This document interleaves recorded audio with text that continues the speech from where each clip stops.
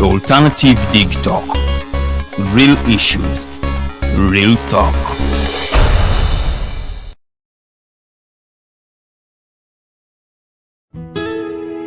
Omusajja bulijjo muwa ssente mu kibanja mpola ng'asonda poloti ennungi naye ngenza okutuuka nga woofiisi bulijjo wenteeka ssente bavaawo nadda essimu tebazikwata kyokka nga n'ebyentambula byakaweerega ebiseera bya kovidi yegandabye gwe baakubye naye lwaki weesiga abafere lwaki tewanneebuuzaako ne nkulagirira ba praise nze be bannyamba nze njokke Praise Property Consultants Uganda Limited bagula n'okutunda ettaka kusana amayumba bapunta ettaka ne bakwanguyiza okufuna ekyapa bazimba amayumba kusana okuba plan ne architectural design balina ploti enteeketeeke wonna w'ogyetaaze ate ku byapa ebya private Miloland n'ebibanja ku ttaka lya Kabaka era bakkiriza ekibanja mpola basange Wandegeya mu katale ka KCCA Southern Wing leve y'okusatu lumu 128 oba ku ssimu 0706 0 mukaaga ne 0783 821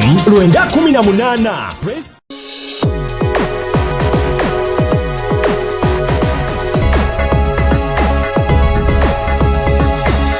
The Alternative Dig Talk. Real issues, real talk.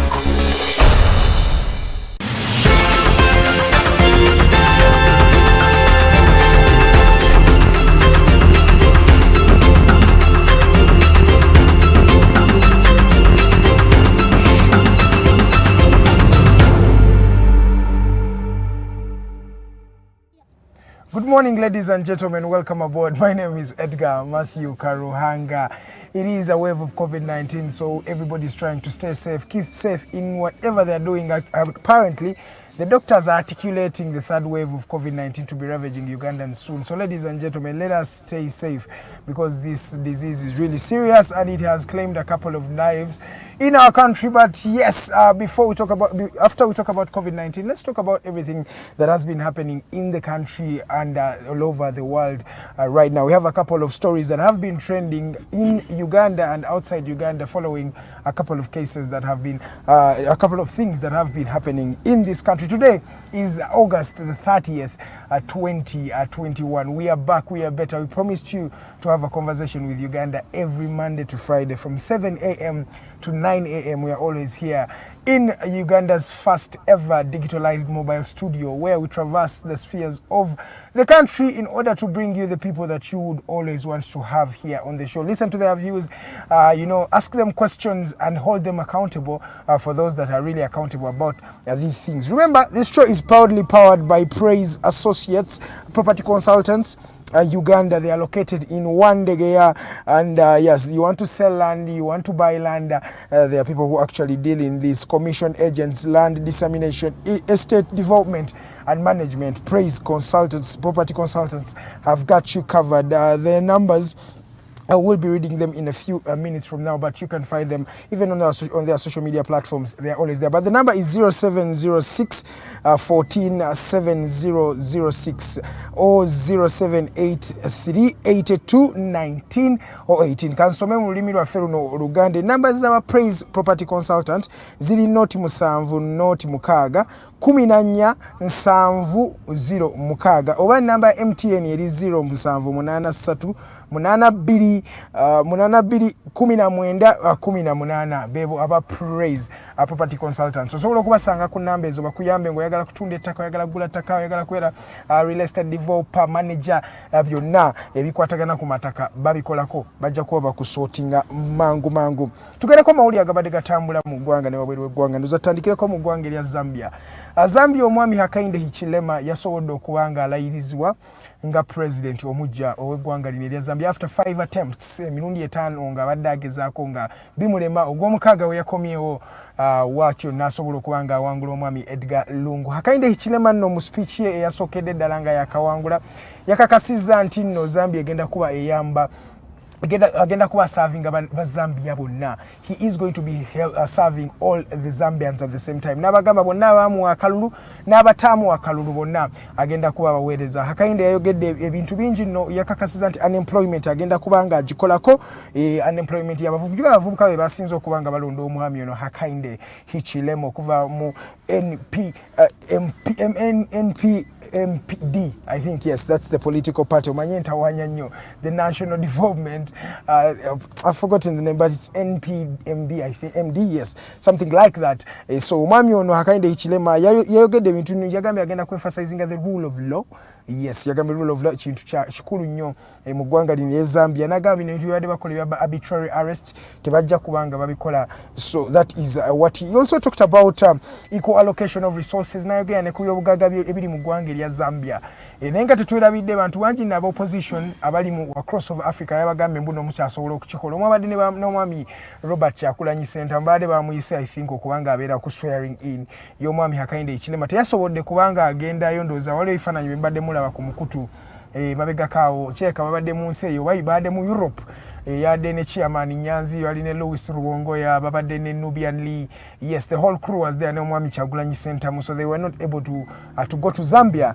So ekyo kye kyabadde mu ggwanga erya Zambia.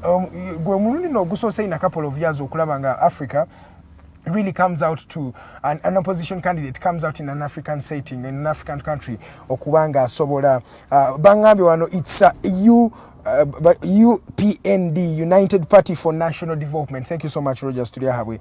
Asobodde okubanga anzijukizaako the political party yawangudde mu ggwanga erya Zambia. Ndoza tugendeko mawulire amalala tukome wano waka mu ggwanga aba MP bannange bamaze ne batyuka ne bakakasa nti waliwo ebintu ebibadde bigenda mu maaso ebibadde si birungi. Ndoza sente ze baagaba emitwalo 10 ndoza mujjukira abantu abasinga baazikazaako nabbanja money. Zino sente kirabikibwa kyatandise okubeera investigated that people who actually got this money were not the right people who were actually supposed to get the money, and others are actually asserting nti sente babasindikiranga message ngeraga tukusindikide emitwalo 10 nenga tebakuweereza sente oba mubimanye ebintu abafere batero okukola abasinga mu ababeera wano ku Airtel ne ku MTN. In fact Airtel yesingo kikola mutero okulaba u message obo olina akusindikira message nga it's just a forwarded message nenga sente zenyini teziriko ku mobile money. So abantu basinga kyabadde bagamba nti message bagifunanga nete kwali cash yajjanga ne sente zino ne bongera n'okukakasa bannaUganda nti abamu ne sente tebazifuna naye nga bali ku list zino ezamanya. In fact omuntu gwe basooka okukubira essimu ndoza mujjukira nabbanja omukyala nabbanja prime minister omwami gwe yasooka okukubira essimu n'agamba I've received the money. Omuntu oyo paka sawa zino bamunoonyeza akyabuze. So ekigenda maaso batandise okunoonyereza sente zino obuwumbi obwagawa ndoza obuwumbi bwalinga 5.3 I think wali allocated ne bakosa over 40 billion nga bagamba bazitadde mu sente zino ez'okuyamba COVID relief money. So ennaku zino bannange Ugandans never cease to surprise eggwanga where ligenda. So MPs, the legislators have started to dig into the COVID money, nabbanja money. Did it actually reach the people it was actually supposed to reach? That and much more will be happening. We shall notify you about the Mighty Drive show buli lunaku tubagambe ki ekyabadde kigenda mu maaso naye nga geega mawulire getwafunye abasomesa jukira babagamba oba toli vaccinated there is no job for you. For the teachers of this country, yes, they are the educators of the land. Babagambye mbuno womanyi mbuno toli vaccinated togenda kubanga osomesa. So this has brought in a number of people who have been going for vaccination. Unfortunately, still the vaccines are so scarce in this country. Era tubadde tulabanga abasomesa bangi bannaye babeera ku line ku vaccination points ez'enjawulo mu malwaliro naye ngola vaccines batezibamala paka ssaawa zino abasomesa tulina abasomesa abawera miliyoni namba mu ggwanga eddama over. In fact, I'm not saying it's just 1 million. Naye otwogeranga abantu batono abakabeera vaccinated, not even more than 300,000 teachers have been vaccinated. Abasinga bagamba mbu okufuna vaccine olina okubanga olinako osasulayo mu bantu okubanga basobola okukuyamba. So we don't know. I think the teachers are still frustrated up to now. Kyekisooka bakyafuna frustration eyo ate abasinga nno guno omulimu baali baguvuddemu abamu bakola kati wa boda abala batunda ngoya buli omu akola kati kike because amasomero gabadde magale for a while now. Yo parliament yagambye agenda kubanga ebitunulamu omwami ono w'Ekalungu MP w'Ekalungu oyo musomesa erinnya ndi sleep nze walabye ng'ayogera passionately ng'agamba bannange biki bino bye tukozesa tetubitegeera abasomesa mubagamba ate babeere vaccinated vaccines teziriiwo ate mbagambye bafune degrees mwabasaba ne mu teachers colleges temulaba engeri gye baba training bulungi. Naloka ku example nti abasomesa basomesa between I think 86 awo paka ku 93 abasomesa abo bali balina ekintu ekyali ekyenjawulo. Olaba n'ekinyusi kye baakozesanga. Omwami Joseph Sewungu MP ono we Kalungu yagambye mbuno yakakasiza nti abasomesa cream egenze ekyuka enaku zino engeri gye ba training abasomesa si engeri gye baba training ngamba naye obudde bunaatera okunzigwako sobola kuva wano nga soogedde ku mwami Cristiano Ronaldo yayongedde okukola records z'akola buli lunaku buli omu ali mu kuseka wano. Of course, let me talk about Cristiano Ronaldo. He is the best player in the world. That is the first thing. Okubanga asobodde at 36, by the way he's making 37 years, that will be in February next year. Agenda kubanga kuba in the English Premier League. It's not many players that you find that are on top of their game at that years. Balaze ifananyi byabasajja byasamba nabo Manchester United by then. Bonanga basinga ompira bagunyuka. Ne Cristiano Ronaldo akulaga at 36 he's playing in a top league. Yakomye mu Manchester United. Ebigambo bingi byogeddwa ndozo mpira gwejjo abasajja ba Manchester United bagula benga abawagizi bonna ebipande bya Cristiano Ronaldo flags za Portugal zonna ziwevinga because they believe that Cristiano is going to be there and break records. Jukira wetwagendera okwebaka, that was Thursday evening. Twagenda nga Manchester City ina 90% chances ezokubanga signing Cristiano Ronaldo. We wakerera Friday. By the time I think at around 3 p.m. the world broke loose. Cristiano Ronaldo was crossing to the Old Trafford courtesy of Alex Ferguson and Nabasambia balaba Real Ferdinand. Buli omu yakola party okubanga convincing Cristiano Ronaldo to return at the Old Trafford. Let us see what he's going to do. Is he going to break records? Is he going to take titles as he has always done? Yagenda okuva Manchester United nga wangudde ebikopo byali bisatu ebya Premier League, nga ina Champions League, ina FA Cup, ina buli kikopo ekyali mu England. N'agenda mu Real Madrid gye yakolera ebyewuunyo mu mipiira bisatu yakubiramu goals 5. That is something that you don't find every year. He went to Juventus in the first season. He was able to make over 51 goals in that particular season. So Cristiano Ronaldo azenga proving that he's not just a champion, he's a goal scorer. He's coming back to Manchester United with titles, with 5 Ballon d'Ors, with 5 Champions League titles, with over, 10 leagues that he has played all over the world. And yes, that is Cristiano Ronaldo for you. He's the first player, in fact, club ya Manchester United we are tweeting nti Cristiano Ronaldo bamu acquiring likes yafunye zili mu millions 12 n'ekitundu. Zisinze za Lionel Messi gwe basigning ku PSG yafuna likes zali mu million 7. Ronaldo yafunye likes zili mu million 12, 12.5 million. Ekiretero no omusajja okubanga he is the greatest player of all time. Abantu bangi bali bakulaga ntino kati they are going to start rewatching Premier League because of Cristiano Ronaldo. That is what he does for you. That is what he brands a league in. That is what he does as a person, and that is what he brings to the club. 20 minutes past the top of the hour. Our guest already at Tusedam studio. Omwami bamwita Kayonde Abdallah. He is the president of the Migrant Workers Voice. He will be joining me and Farida Bikobere as we dissect on the mighty rev. Let's go for a short commercial break. When we come back, it is the Migrant Workers Voice. That is Mr. Kayonde Abdallah. Good morning.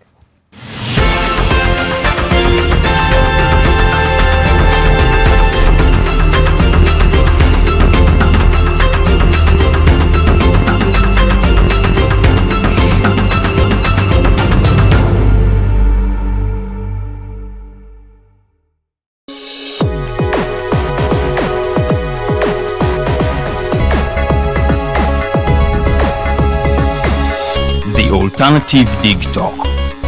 Real issues, real talk.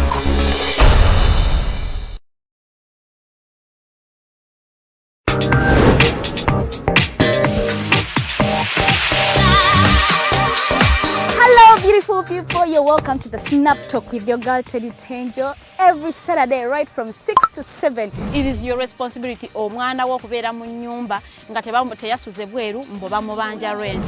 Koyo kulaba abalenzi abasajja abakunga butuufu tebabuulirirwa nga babulamu. Towerabira nti tuli wano ku the Alternative Dig Talk. Mukwano gwange gwali topic kiri wandiyagadde twogereko. Is it about family? You can take your time, look for a job, stabilize, men will come, men will always be there, you will get the men. Bonna goyagala musajja yenna goyagala ojja mufuna. Embaga ketuuke bino bitu yasenga na ojja bafuna. Naye ng'oli asitudde ttu yakedde ku macha baga nti nsitudde ttu naye nga mubutuufu agambye nti gy'akyali muto. Is it outside family? Is it society? Oh, could it be relationships? Just be commenting a topic yona gyandiyagadde twogereko tujja kwa tujogera kwano ku the alternative dig talk, kushare enganzi, the snap talk.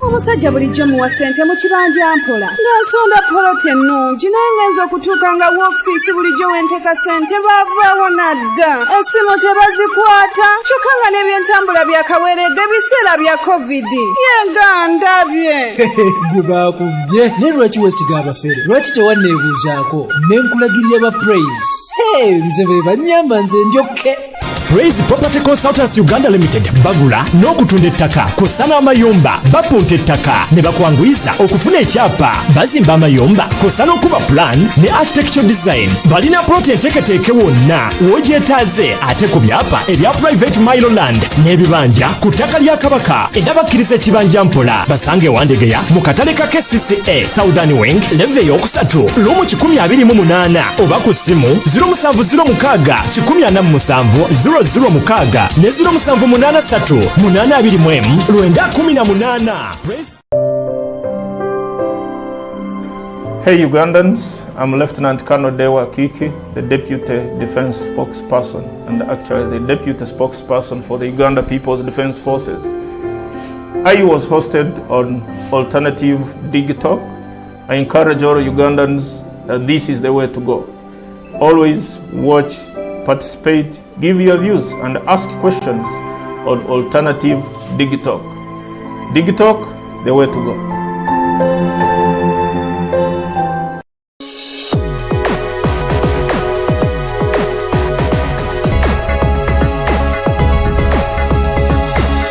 The Alternative Dig Talk. Real issues, real talk.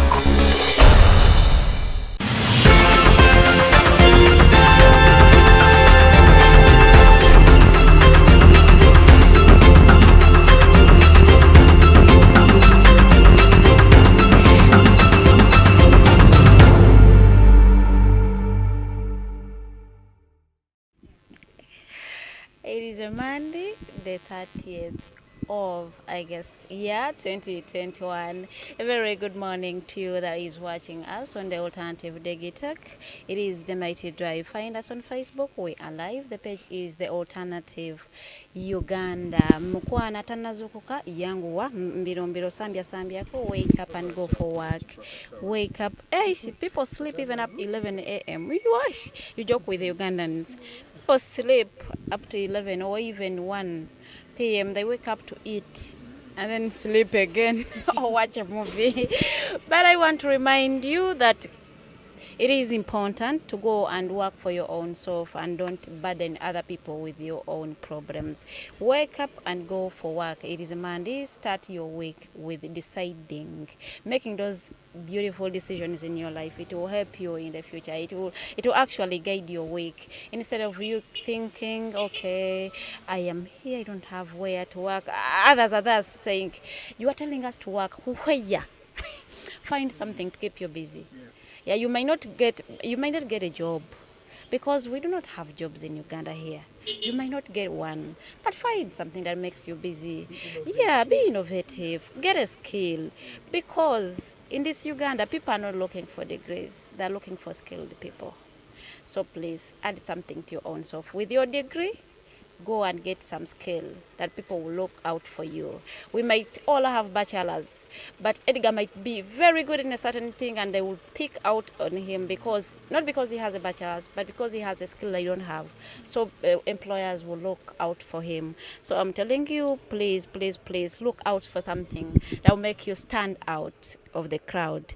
Today's quote, we are saying, instead of drinking, smoking, sleeping or eating, sit and realize your problem and then work on it. Instead of drinking, smoking, sleeping or eating, thinking you are running away from what is causing you to do that, sit and realize it and then you'll have a solution. A very good morning, Edgar Mathew Karuhanga.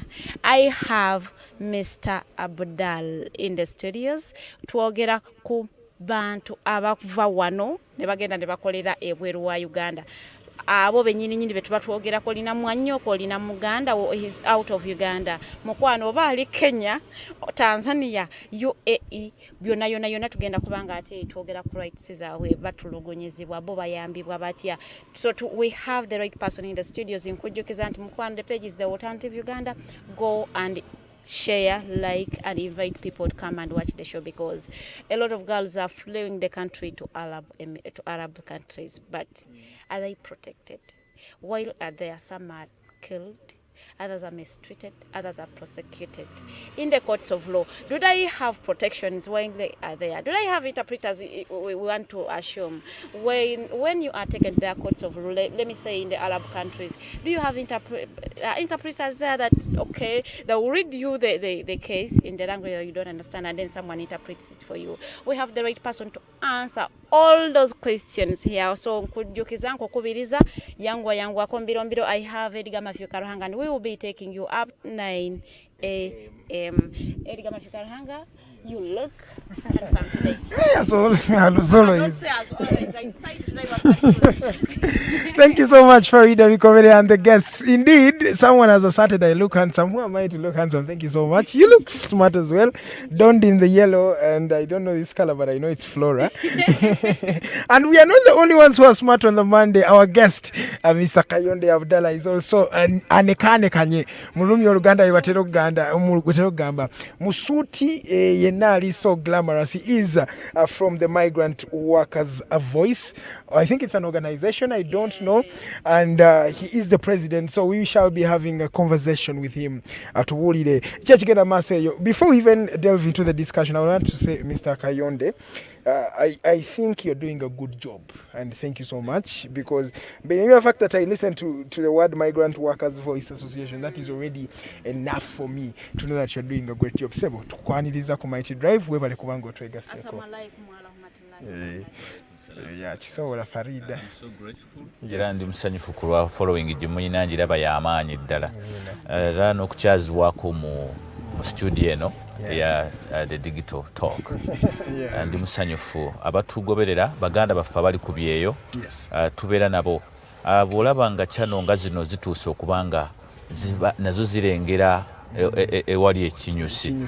Omanya nti bw'olyawo tunaatera okulaba omusana eriyo bannaffe bangi ababonaabona kituufu mawanga naye ndi musanyufu okubanga eddoboozi ly'abaana abo bannaUganda baana ensi endala kubanga twesanze nga Migrant Workers Voice okuva lwe yatandika ate kati bannaUganda abamu nga tebana banagitegeera ate abantu abali mawanga amalala bagyetanira era tuwa bannaffe support mu network. So ndi musanyufu okubanga ndi wano. And I know we are going to move a mile. Of course, thank you so much. Thank you so much as well for joining us today. Tutandikirawo embozi yani nga tunayingira ku Migrant Workers Voice. Toka tusoke tumanya omwami Kayonde Abdallah yani.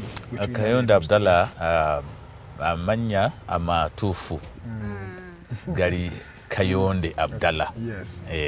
Era nga nze founder wa Migrant Workers Voice. Ndi musajja musawo. Okay. Wa yakola Western medicine. Western medicine. Western medicine ye medicine ya bulijjo. Okay. Etali ya kinnansi. All natural. I mean ye kinnansi nene. Yes. Then tuba era nakola ne Chinese medicine at the same time. Tunyonyole. Mu Uganda wano. Mu ggwanga eri China. Okay. Yo nno gye nakubira ekyeyo kyange. Enyabo. Ate era bwe namala okusoma n'ennyongera n'enkikubira ddala. Ate kyali ate kya busawo weewuunye. Okusoma kwali kulala ne weesanga ng'ate okola biki? Okola birala. Because China nsi eri diversified. Yes. Nti oluusi kale bakuwa chance okukola emirimu emirala ng'ate bw'osoma ebyakutwalayo. So kyampa okuwanvuya ku bwongo. Okolanga biki omuvubuka ali just okumubuulira wahasolinga otya mu China eyo wakolanga mirimu ki? China bw'obanga mainly emirimu egiriyo egy'abasajja n'abakyala giri mu kusomesa oluzungu. Yes, era osobola okuva mu class yo bye wagenda okusoma n'ogenda ate no part timing somewhere. Oluusi ne woowangaalira wennyini bakunoonya olufuluma bwe bati lawushi bakwetaaga okubaako akatono koobawa. Njagala kutegeera w'osomesa oluzungu olukyalina tolumanyi because I really want to assume for someone to understand you will have to tell them English. Go lie. Like yes. So you have to first learn Chinese to teach English. Of course, yes, we have techniques of learning even different languages. But naffe bangi bagenda mu nsi ez'enjawulo kati nga mu Bawarabu. I can still speak Arabic, but how you catch up? Nti ovudde Uganda ogenze mu nyumba y'omuntu okolayo, you need to adapt, fitting in. It's very important. Also finding allies abangu okuyigiza olulimi nga tebakutya nga ate nga bangu tebajja kwekkaanya. These are young ones. So mu China okuyiga obulungi Oluchina n'abaliyo ba migrants mbagamba, they look for these young ones very easy on streets and everywhere you find them, make them your colleagues.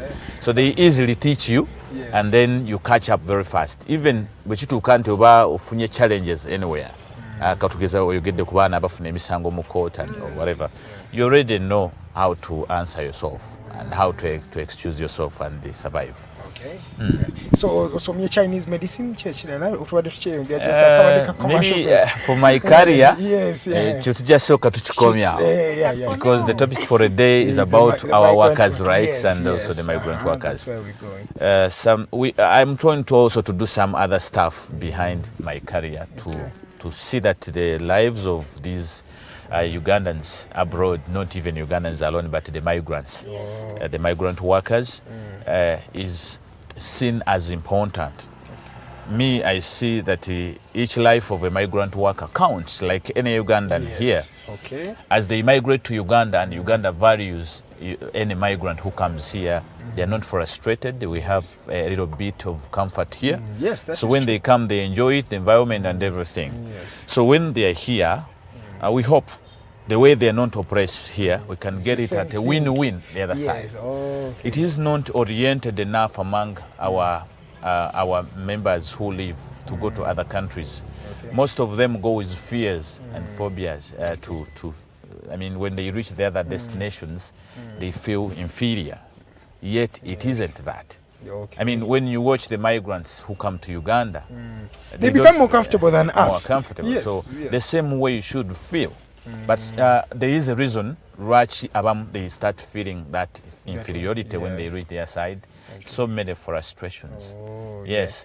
So that's when you decided to maybe come up with the Migrant Workers Voice. Exactly. Is it an organization? What does Migrant Workers Voice do? Migrant Workers Voice is an organization that advocates for the rights of migrant workers.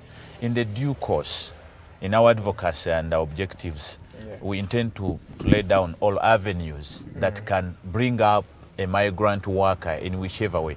Because whoever is seated in this studio seems to be a migrant worker. The word migrant worker gets huge. Now when you look at we have like the types of migration. I mean migrants. We have the indigenous migrant workers and the international. So some of us are indigenous.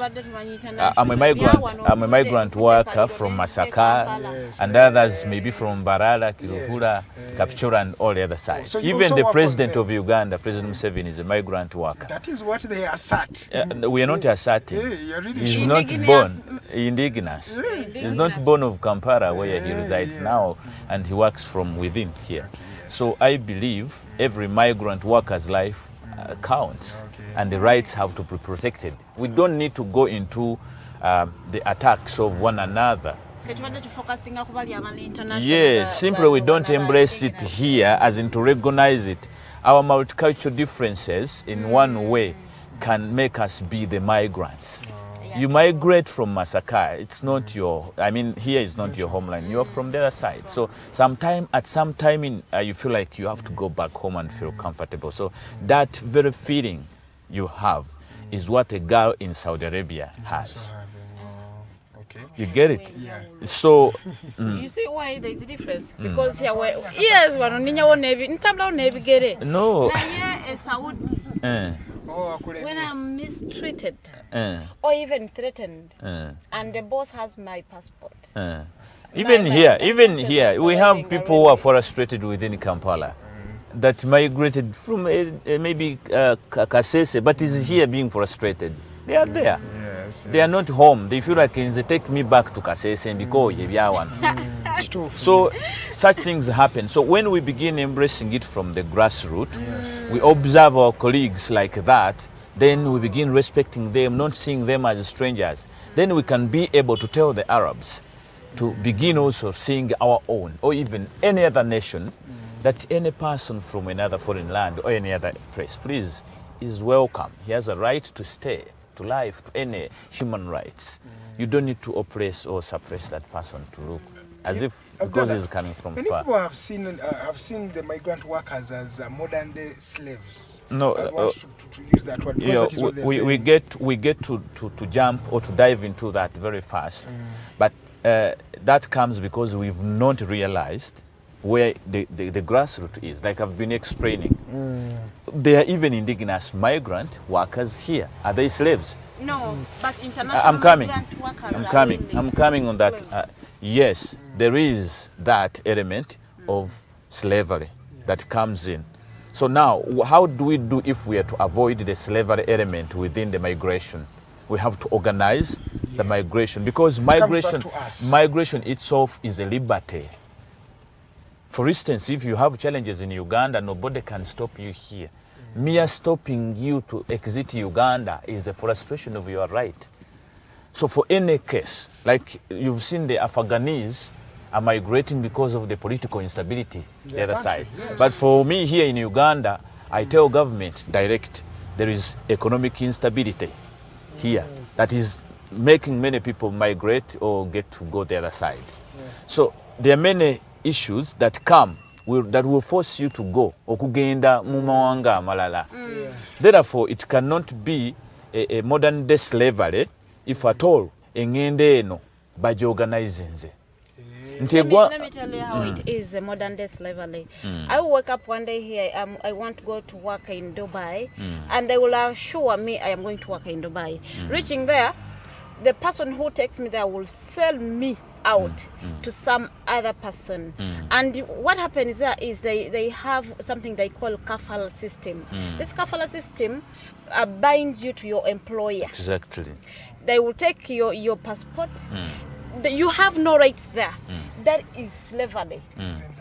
Exactly. Slavery. That is slavery. Now, and when we come up as a voice, we say that must be looked into. We should abandon the kafara system and come to a system where we embrace this migration without all those that come, yes.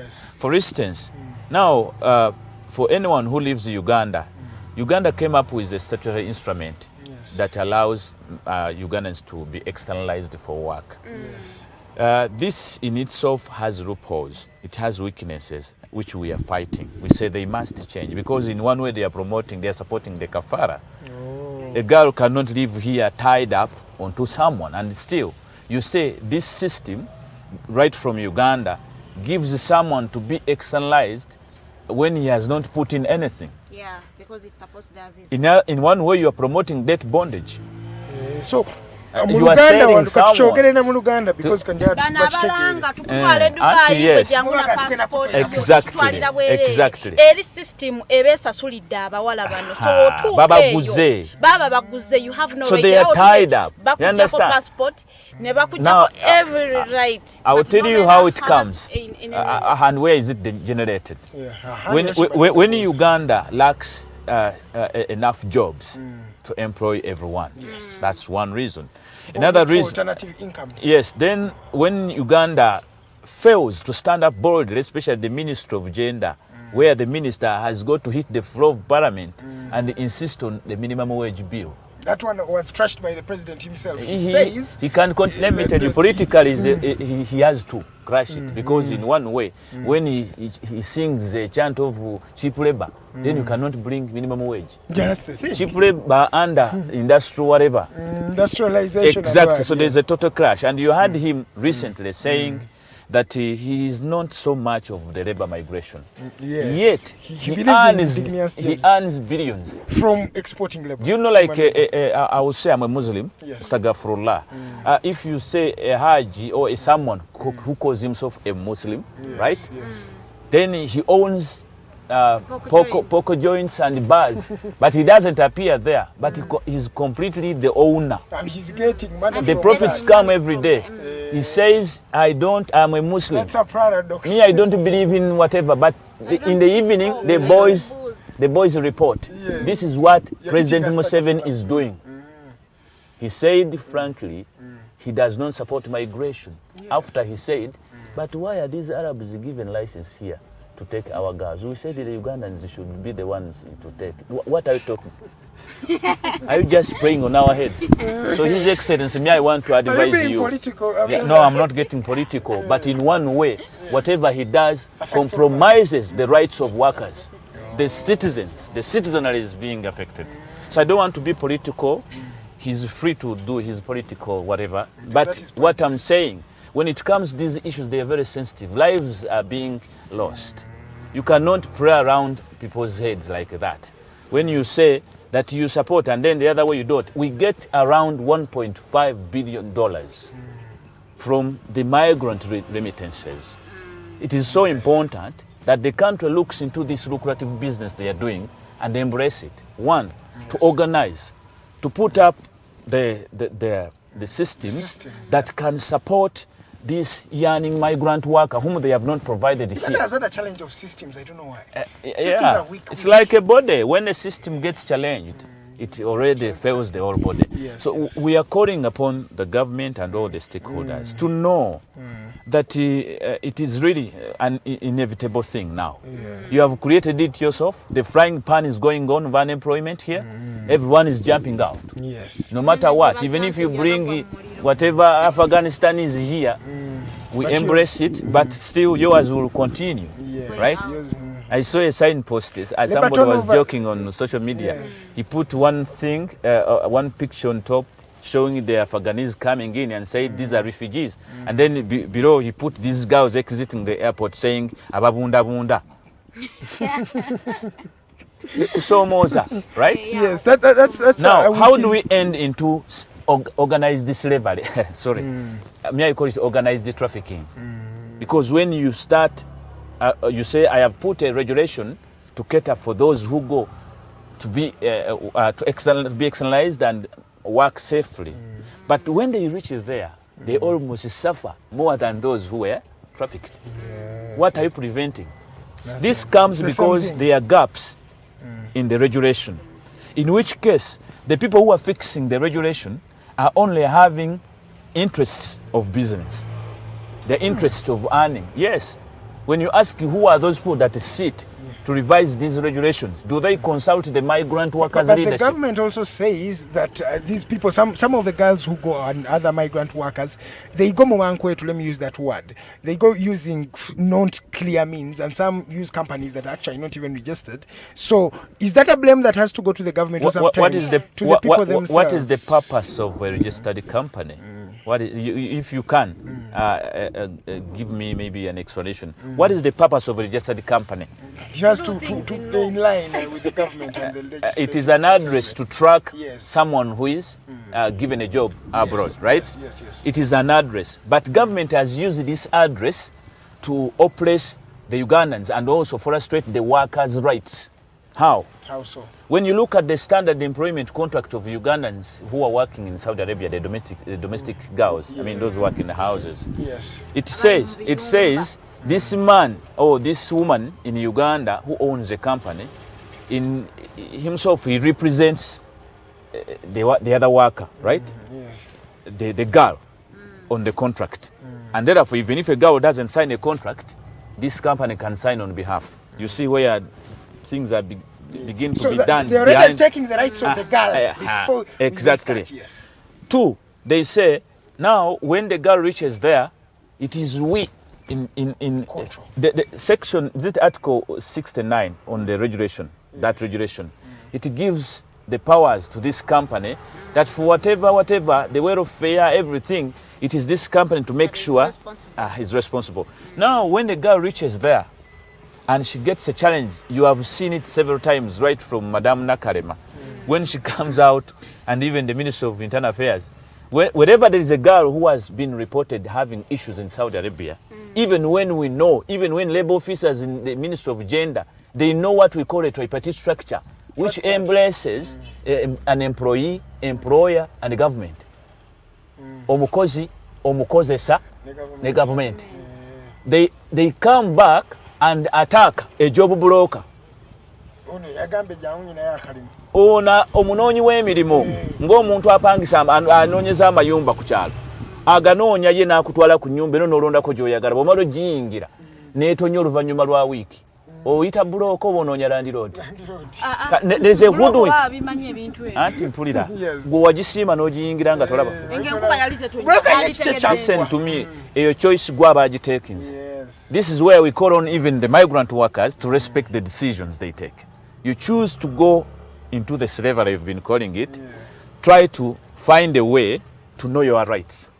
The person who is enslaving you, once he realizes you know your rights, he will not continue doing the same. Exactly. He will not, because they know these countries have signed the international labor standards. They know.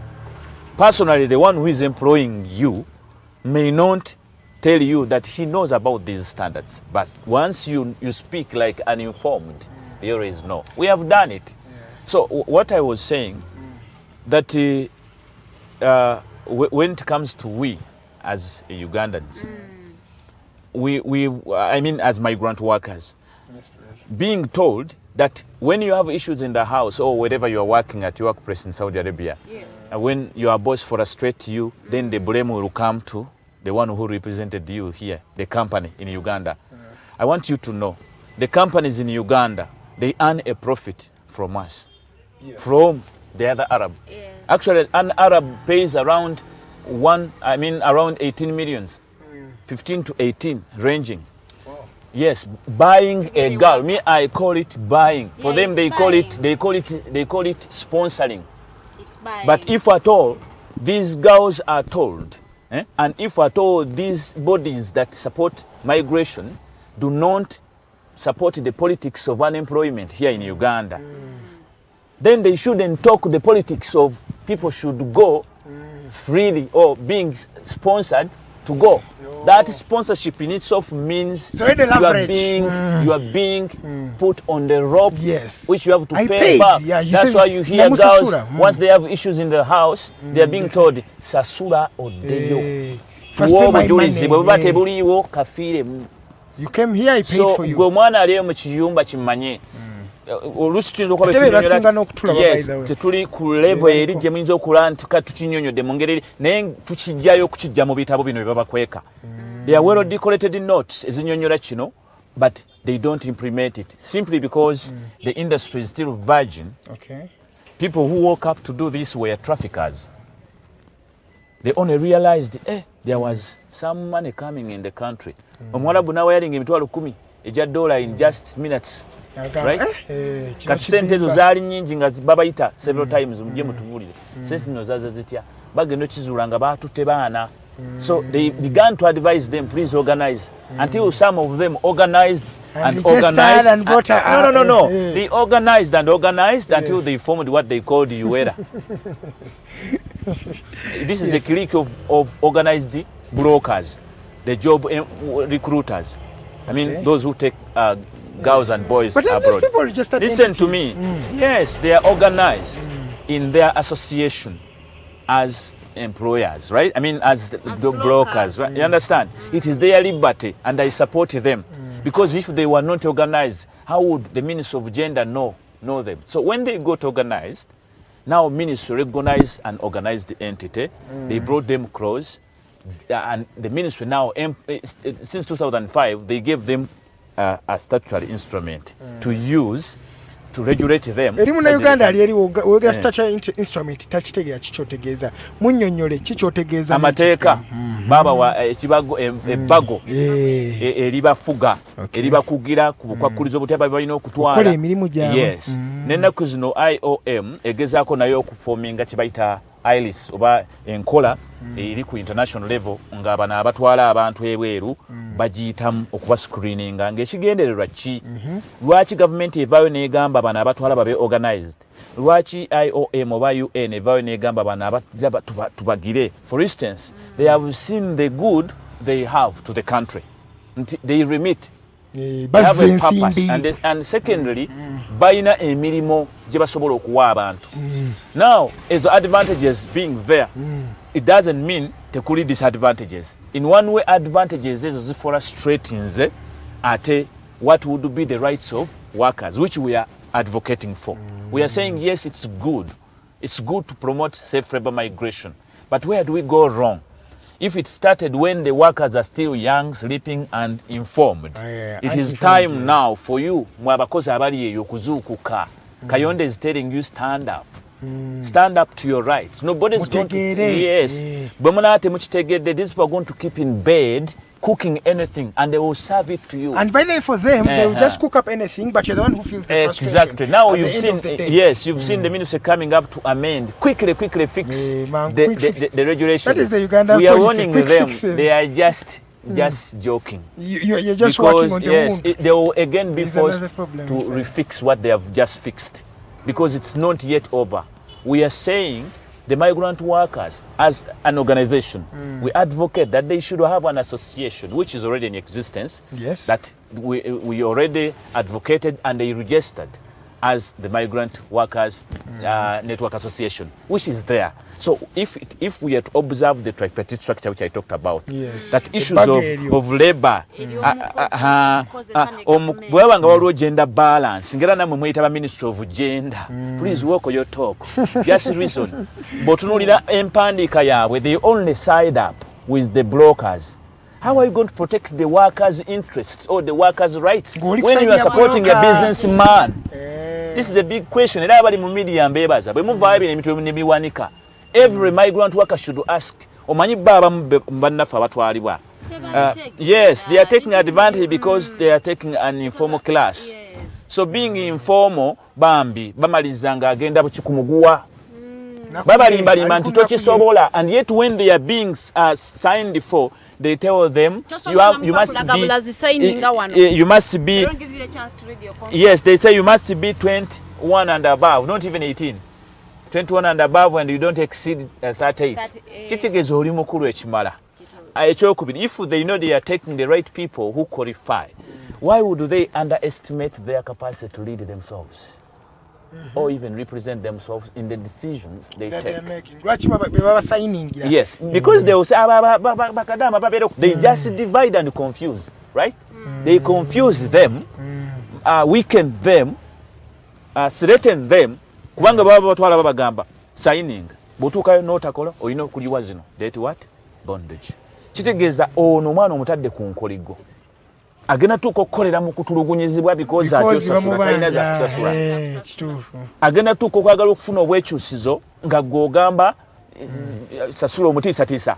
You've heard them several times nga company omwana akuba essimu n'agamba ono gobawo obuyinza empisa ekuuma esitowa y'ennyama. Okimanyi nti yanfunako amagoba atoyagala enkya mukubira avunaane bosi w'omuwalabu. Can that be possible? Kakati omwana akubira kampani ye baaliyo okubajulira n'agikubira n'emugamba olina kubujuliza awo. Kitegeeza omwana alina okukkiriza ne mulumuro epinga ate nga ne kamera kweri. Ekyokubiri bakukuba kamera kweri okusobola ofuna. Listen to me. When you dive into that, then you are killing it. Okay, sister. No. Yes. We do. Actually, we have evidence. That's why we say it should be we to manage our own what? But our evidence has been frustrated several times because it is subject to, once you give it out, they keep questioning it and trying to trash it. To say, namwe mukaba nnyo temwagala kukola. This is a drama. You understand? They call it drama. Tasobola, for instance, if at all gwe baateekayo amukiikirire coordinator ono agenda okiikirira kampani okuva wano ayinawo balina kagundi kaseroti ke batwala nga coordinator ayina kubaayo ng'ayamba baki baana abo. But this coordinator, when you look into his status, he's paid by an Arab man. Yes. So he has no interest in you. Unless he's paid by the Workers Association, okay. That way he will carry all the image and the power, just like you see Kayonde. Let's pause there. Let's pause there, yes. Mr. Kayonde Abdallah. It is an interesting discussion right here with the president of the Uganda Migrant Workers Voice organization. He's already with us. He's really vibrant about the issues that are affecting the people. It's time we go for a short commercial break. When we come back, we have a couple of questions. How does Migrant Workers Voice come into these questions? How are they helping the people outside there? Do even these migrant workers first consult with them? Do they consult with the government? What has the government done? You've seen that it's really having a blind eye towards what is happening. That and much more comes your way in the second hour of the show. And remember, in the second hour, we're going to be able to call in. The number is 0789 017 145. Talk to the president of the Migrant Workers Voice Association. We shall be back. This is the Mighty Drive.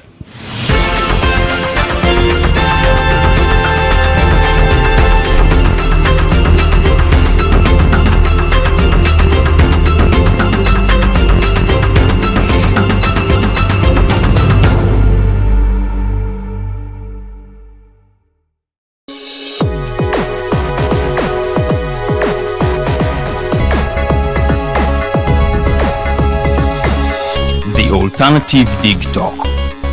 Real issues, real talk.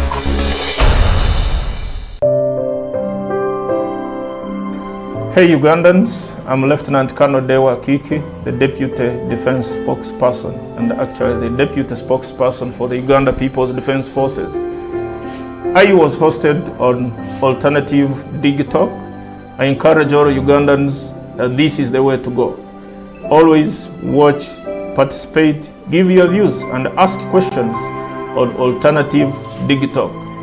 Dig Talk, the way to go.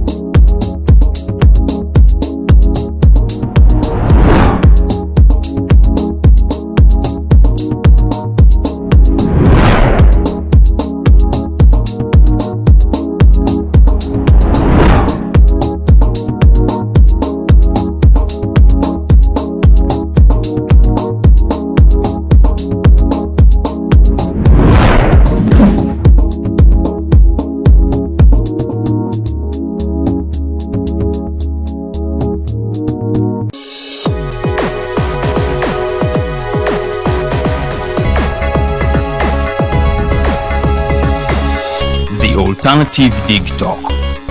Real issues, real talk.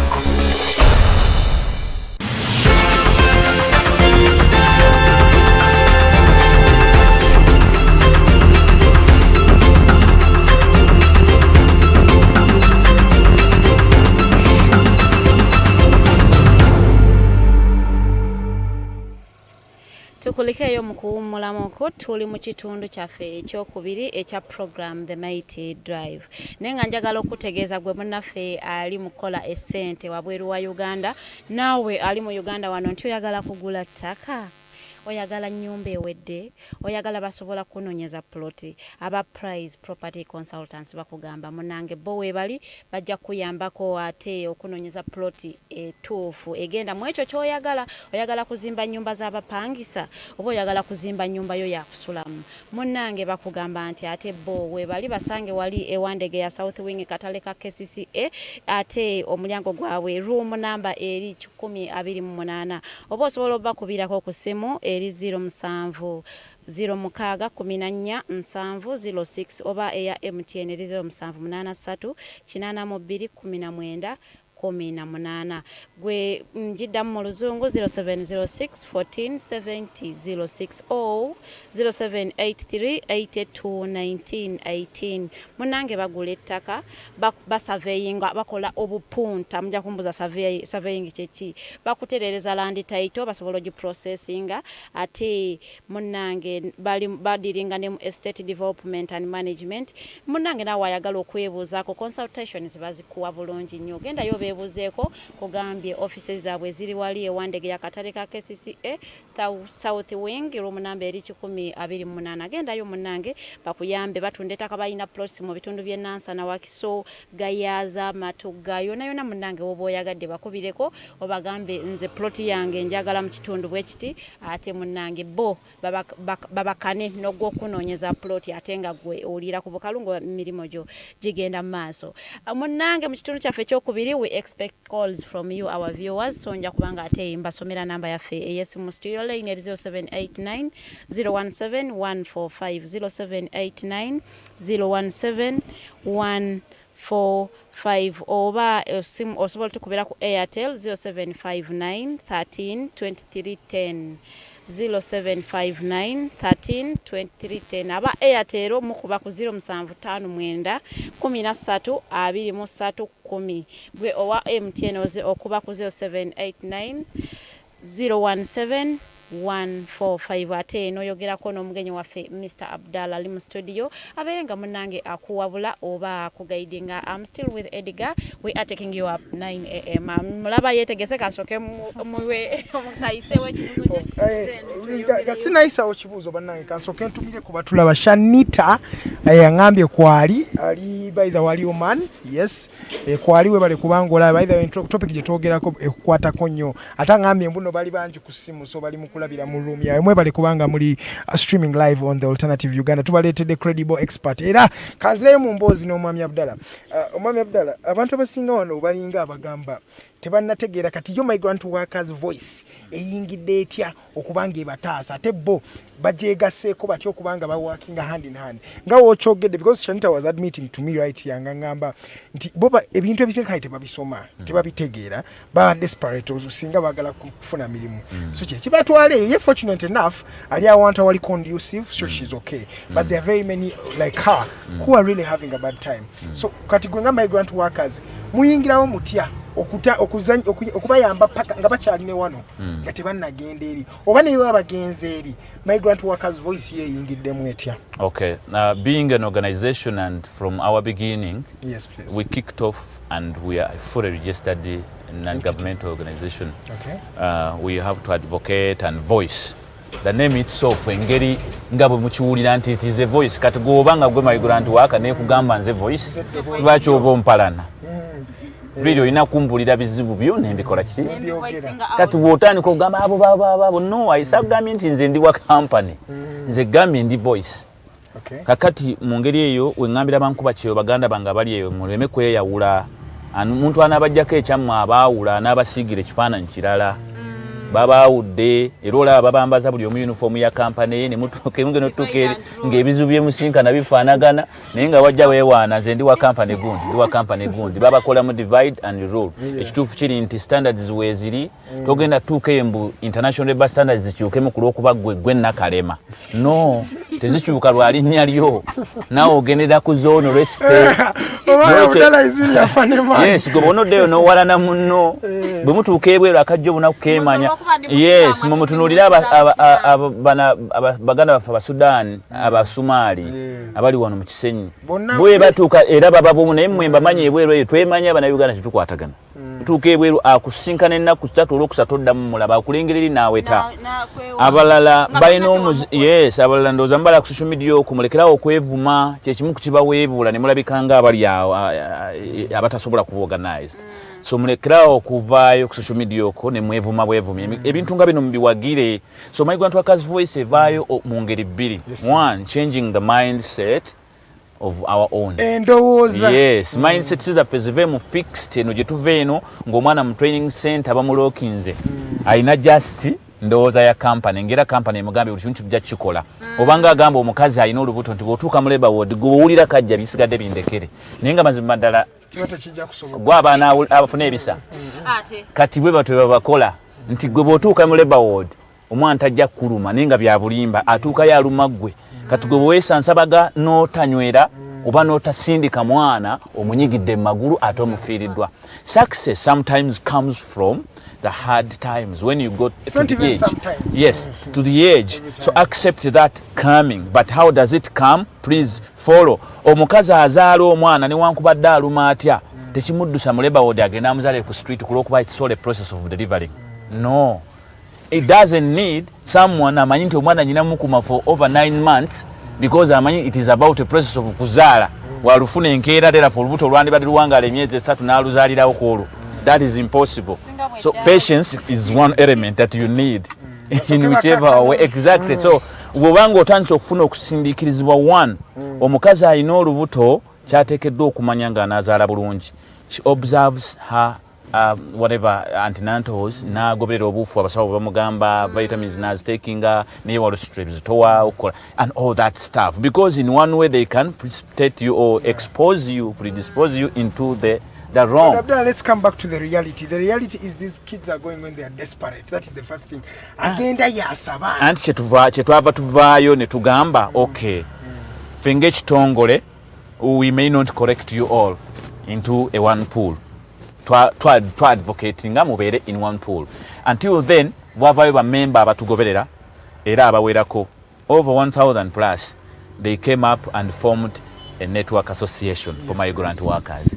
So gwe lwaki ova e Uganda nga togenze ku network association genda ku association y'aba migrant workers obabuuze anti wuliriza we are being that maybe nti tuli batutwala nga abakozi batuzaala wadde zizalawo and secondly nti bamemba baffe be bali mu class eri frustrated with poverty levels kati wesanga sente teziriiwo esobola okubatwala ku level advocacy gye beetaaga okuwulirwa nti naffe weetuli yuwera bwepangisa BMK right kuba mpulira BMK yonna baagipangisa ya yuwera oba simanyi naye nga I don't know they already get a lot of money and we are happy for that but what we are saying if they are able to do that and sustain it don't expect the workers association also to be bali balina sente bano tebakola ki so okubanga bali so prominent kigenda kuva mu numbers ezaawo bannanyini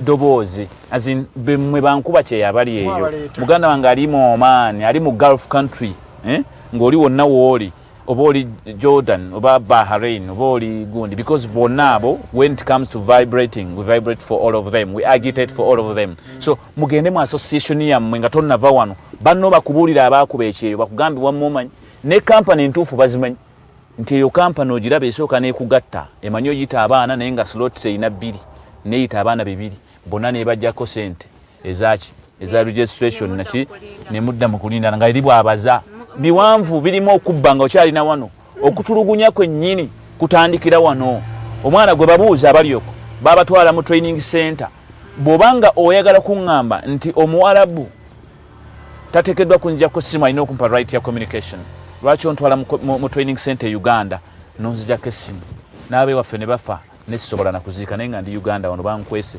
nontwala mu sleep over nobanga onkuuma kati we naatuuka ew'omuwarabu you see so slavery is trained here you understand bino byetuvumirira for us we are free we want to go and work but not the way they want to push us.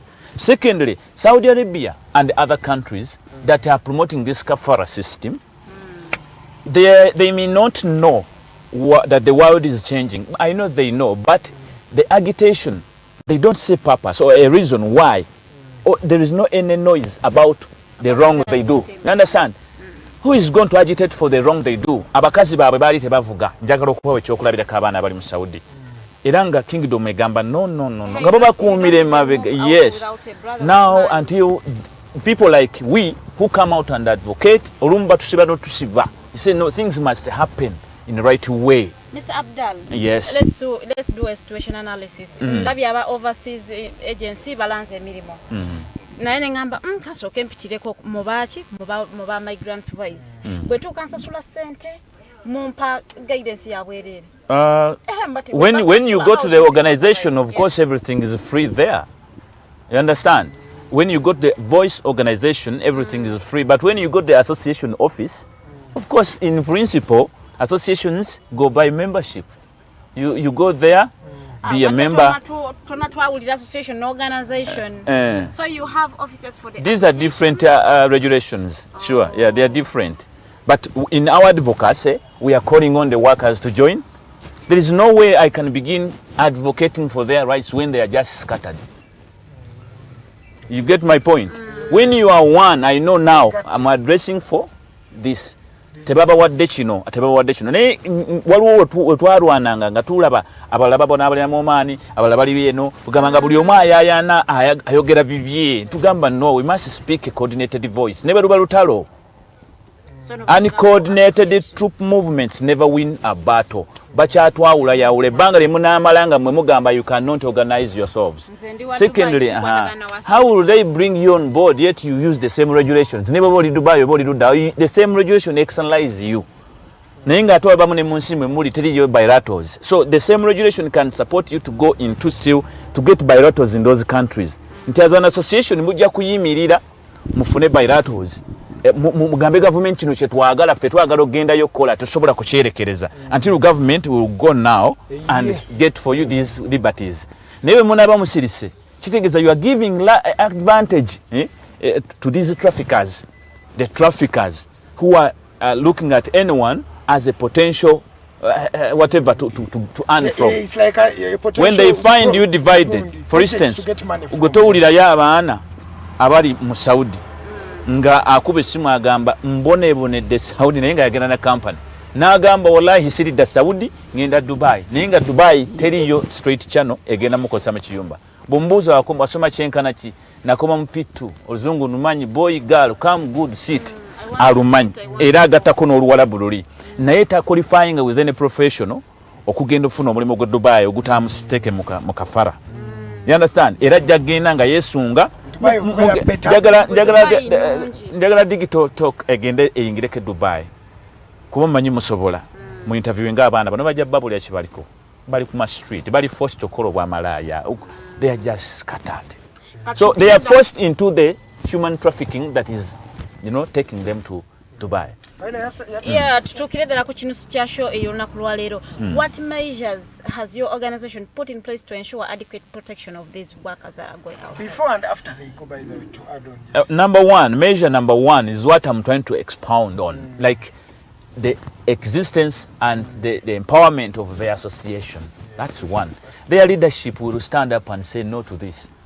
They will stand up and say, no, this is good, this is bad. But once they don't have a leadership, ministry jatula nabana businessmen, esalewo ntikati banu bakutunda meka, ntatu jabasa sola rwenda. You see, even the salary of Saudi Arabia, it was dictated over them. Yes. Mitwalo chenda, but the Philippines are getting more. You understand? So in one way, gobobanga wakiriza n'ogendera ku mitwalo kyenda nga toyina kwogerera.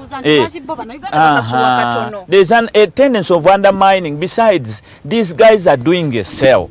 Goboboma mpuliriza muganda wa kino kikulu. They are doing a sell. You understand? No Mwarabu is looking for where he buys cheaper, where he can convince easily his customer. Oh no, yes, bwenkuletera Philippine wabeimu newe munaUganda atenga akolera ddalanga ali namba 2 Saudi akola niye yujja muwa kyenda newe Philippine guwandi wa debiri obaka mu ekitundu gamba I will also save every month ndetera omuki munaUganda. So they are in one way using this tactic to frustrate our own. Who will bargain for these salary increments if workers are not organized? Bumba temuli organized. Kubange kisingo kunyumira batuko kuva ife tubagamba nti muveyo mwe organizing mu associations zammwe because you have that liberty. So bana abayuwera beba dictating emisala gy'abaana abagende ebweru. No, nabo bambi bali for government. Uliriza government bwevaayo nebanga yeba regulating kitegeeza in one way so bano kukikoza oba frustrating obutayogera. That's a very big allegation you're making towards the government. Okubanga ogamba government erimu organized crime. Exactly. Are you sure of these facts? Government of Uganda, I want to put it clear. If they don't watch the way they are doing this business, They are doing organized trafficking. They want to divert people from the normal trafficking we know. They want to wash it, clean it, and cover it.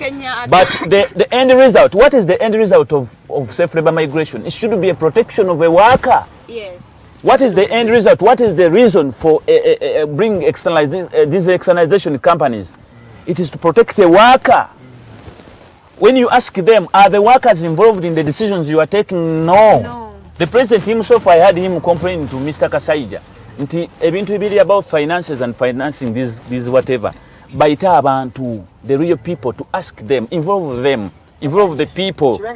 Exactly. When they own the process, they will not rebel. They will not act contrary to the law. They will respect you. They always know you are their fathers. But once you want to put them in the back, then they will just go on the rope, tortured. You understand? Yeah. So whoever frustrates, then we should begin fooling us here. I saw the lady from the Ministry of Internal Affairs. He was rushing. When the guy was complaining a lot there, he rushes to suspend all the companies. Hey, now I'm asking you a question. You said these companies are responsible for the welfare and the treatment of the girl on the other side. But in one way, you already compromised yourself. You said this company is at the same time is the migrant worker. The company is the migrant worker because it represents a migrant worker. Kakati ate bwotuuka okukwata ate gwokwata gwe balwepinze gwokwata yeye lwepinze yeye omusala obaka ekikyamu. That's why I called Madam Nakarem and I told her you are doing wrong. You are shaming yourself, in other words. Yes, you are embarrassing yourself and frustrating the program you came up with. It was good, but ogenze kubucha y'embizi n'ogigula, I'm sorry to say, n'ogirete ewo n'ogaba nayinze sirya mbizi. Ladies and gentlemen, it is still waguze yaki. You endorsed workers to be taken to Saudi Arabia. Now you are pretending ogendo. What is that nonsense?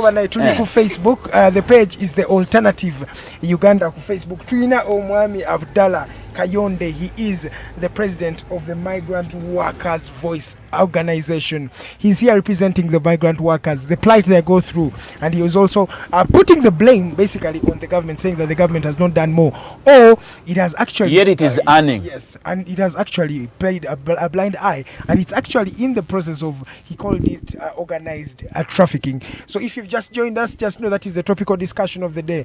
We are talking about the plight of migrant workers. Abantu abali ebweru abagenda nga banoonya gino emirimu tubalina bangi, abalala babeeta bakadama, abalala babeera ba drivers, different people babeera nnyo mu zino embeera. So today on the show tulina ne president waabwe wa Migrant Workers Voice organization ali wano anyumyamu naffe gwe yakatwegattako. Osobola okutukubira essimu enamba ya MTN eri 0789 017 145. Tukubireko ku ssimu, tujja kubanga tusoma comments, tujja kubanga tukwata essimu eyo obuuzeeko Omwami Abdallah kiki oyagala okumubuuza.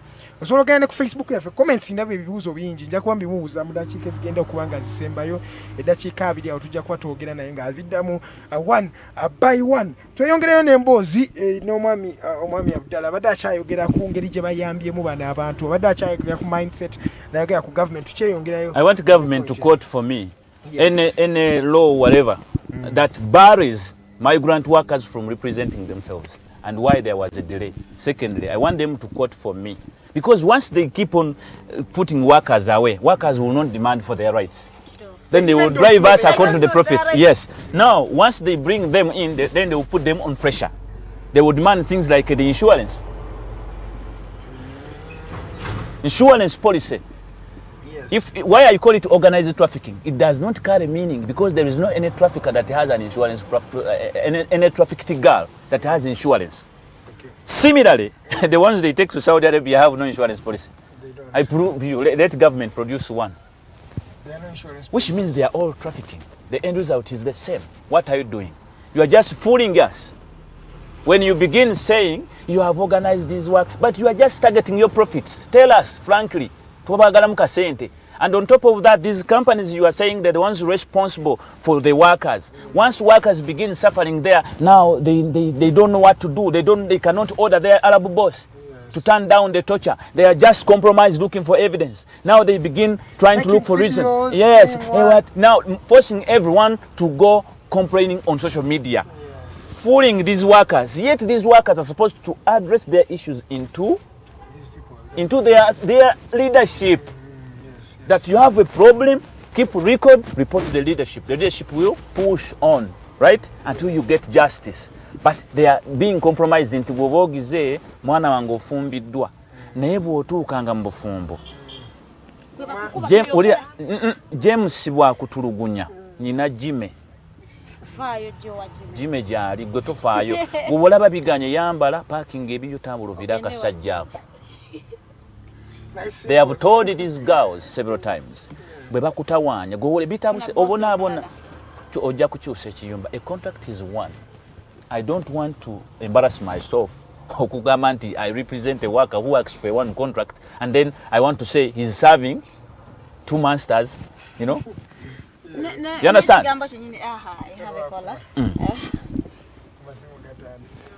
Hello, good morning. You're talking to Farida. Good morning, Norman. Oh yes, Mr. Norman.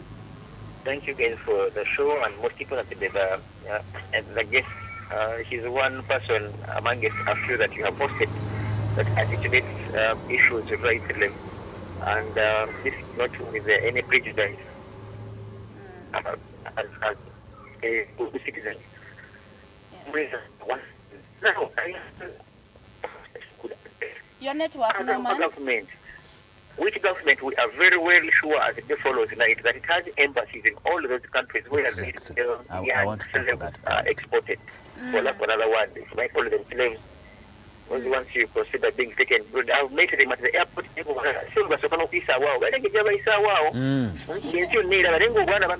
There's a connivance, organized trafficking. Most of them. Kati embassies zino ayina yekatinga ekitongole kikina engeri ekilondoolamu embassies zino eri ebweru okubirayo emiranga singa wano babiganye sometimes olumu osanga gavumenti ennene ng'eremeddwa naye nga ambasada eramu ye okugeza okutonotono tegeera ebintu bye kati ayina abamu babeera tuukiridde ekyokubiri tasuubira nti nno there is a lot of work to be done when it comes to civic education okuyigiriza abaana emirimu omukaaga yakolako nga babi processinga singa babeera bazinvestinze wano basobola okubeerezamu n'endeera wano netambula okusinga okugenda okubonabona ebuwalabu ng'abantu. Maybe for some reason there is need for civic education. Has he moved or reached with many organizations to talk to them and mobilizing people to do civic education? No, it is that. Thank you. Welcome. Thank you, Norman. Mr. Norman, agambe mulaba civic education naye ha ogenda ku koli akola business omugambe soko leteba clients bomba yigirize nti sente ezo zembwagala okuwayo. Tuvola olaba taso baleta mu association. Nti yina bazibula amaaso ate kati obatwala sende musoke mu investing on because I normally tell these boys who got for security guard whatever jobs driving sometimes akwate milioni 18 naziwamu but still the same patience gyandetaze nga akutte milioni 8 asubula emboga wano natunda mpola can still be advanced. They are not advised to look that way, but they are told you can quickly make it to their side.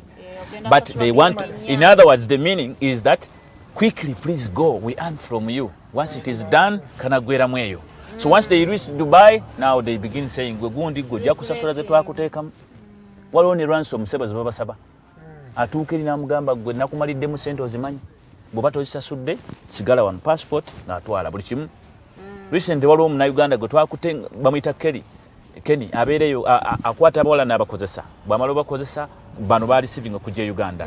Then n'amala n'alaga nti agenda bafunira emirimu n'awamba passport zaabwe n'abeereko nga boss nga they are flirting. You know, even some Ugandans in Saudi Arabia, they do the same. Bobalinda, they poach these girls from the contract. Nti alinda company emulese ye n'amulinda.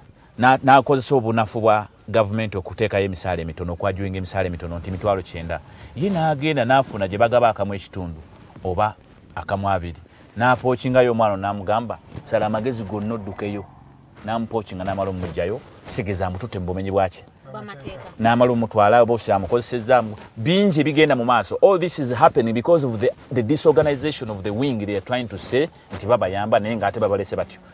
So government ought to respect and recognize. We already petitioned the parliament over inclusion of migrant workers into their issues.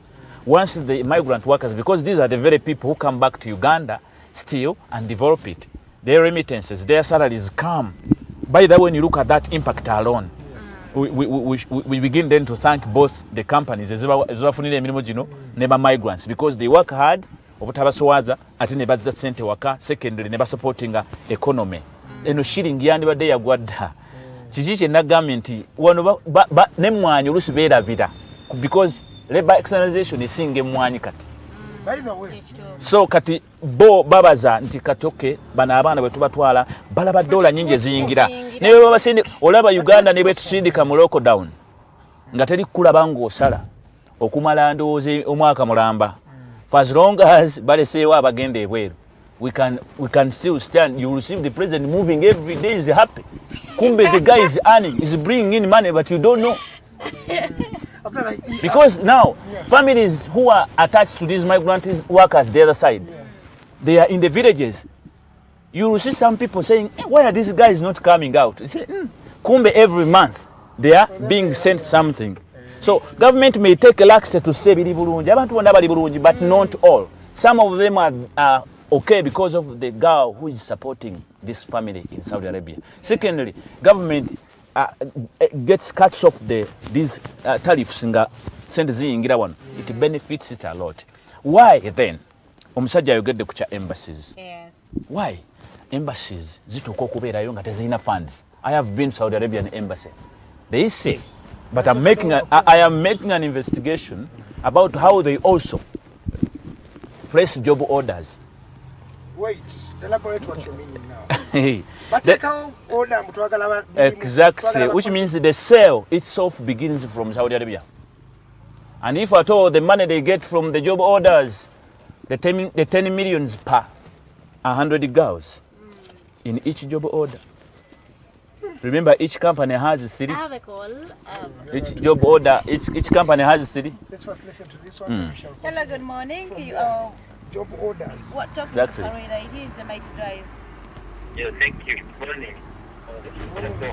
Oh, yes, Mr. Kato. Oh, thank you so much for today's program. But I have some questions.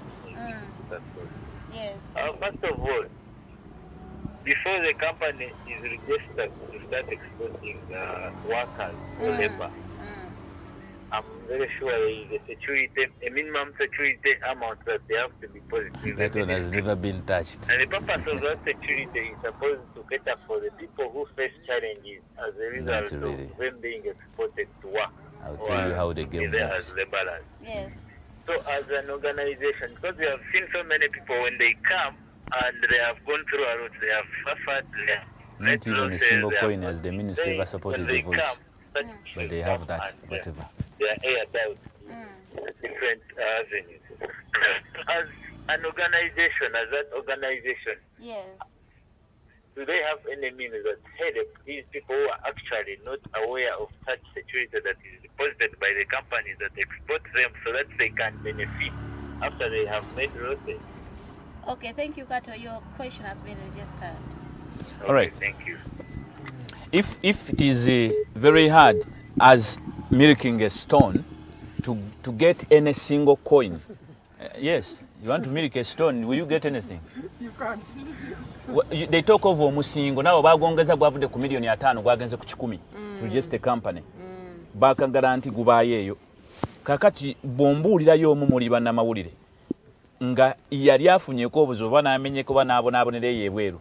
N'agenda ku ministry ya agenda neevaayo publicly negamba abantu banogeze bati kati tuba compensate okusinziira ku company ene yabatwala omusingo guno n'ekirira kye tunoonyerezaako nti n'omusingo ogwo using the other tactics of involve me, I bend for you. Yes. It is just shown because on a registering a company atakola mu ministry. So gulaga nti kweguli nenga tegukola ki ebyo tujja binoonyerezaako mulimo gwammwe okunoonyereza naye naffe tukola. And I want to inform these guys they are joking with our capacity. We are the ones they torture, we are the ones on the ground. We are the ones you take abroad. We are within you. Bw'oba oyagala okutta ebinyonyi ogenda gye biriira. I don't want you to undermine the voice of workers And simply I want to tell government not to undermine our voice. Abakozi mubawe ddembe because they have been patient. Bino bye mukola bye muzannya, some of them have been sleeping, but if one day they step out. So now, going back to the point. We are talking about the job orders that are placed. If you are not doing NSL, we want an accountability for the money you receive for each job order from the embassy of Saudi Arabia. I want the IGG and other people to pick interest from here and try to find out. I've tipped you. If at all the government of Uganda nga teina era bamulite kisaanidde kubaawo na budget kubanga eva batugamba embassy teina sente ziyamba ate zejja mugundi. Because there is a laxity in an allocation of a budget that is known. It is meant to cater for these migrants, abali especially legally externalized. Yes. Secondly, what were other embassies nazo nga zetaaga support nga zifuna numbers ez'abaana abakukusiddwa, they remain Ugandans. Oba bamukukusa bate bamukukusa wabakomyawo tebuzaawula nti ono haramu kyoliki gwe lwaki oba okwata remittances toyawulamu astagafurullah zino omwana bamukukusa temuzikwatako njagala mutebire atubuulire obeeza azigaana. Why do you can jump into saying, hey, Baba Kukusanyo, we don't want to know what are you talking about?